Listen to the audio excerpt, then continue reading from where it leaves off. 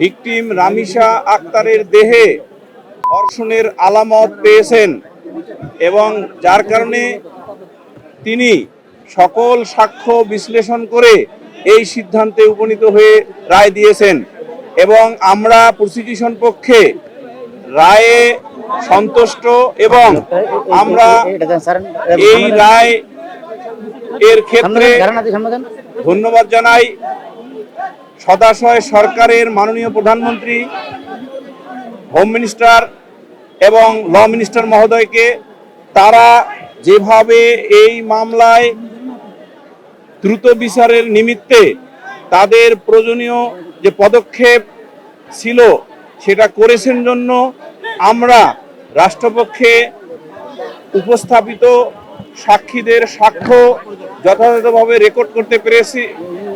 এবং এই রেকর্ড করার জন্য আমরা যে উপস্থাপন করেছি মাননীয় ট্রাইব্যুনাল তাহা রেকর্ড করে অতি দ্রুততম সময়ে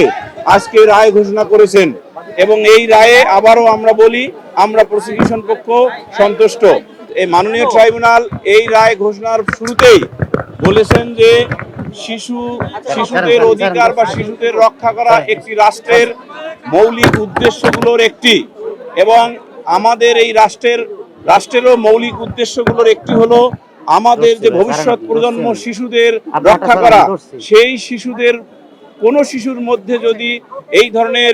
ন্যাক্কারজনক অপরাধ সংঘটিত হয় তার ক্ষেত্রে কোনো ধরনের মানে দয়া দাক্ষিণ্য না দেখিয়ে সিভিয়ার পানিশমেন্ট দিতে হবে এবং তারই নিরিখে মাননীয় ট্রাইব্যুনাল তার স্বীয় বিবেচনায় এবং তার নিজস্ব জুরিসডিকশনে এই মৃত্যুদণ্ডে দণ্ডিত করেছেন উভয় আসামিকে। শিশুদের জন্য নিরাপদ আবাস তৈরি করা বা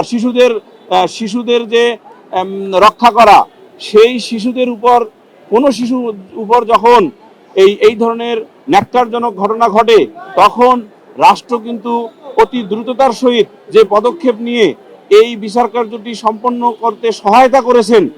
সেই বিচারে মাননীয় ট্রাইব্যুনাল যে রায় দিয়েছেন আজকে সেটা অবশ্যই একটি মাইল ফলক হয়ে থাকবে। খবরের কাগজ, নিখাদ,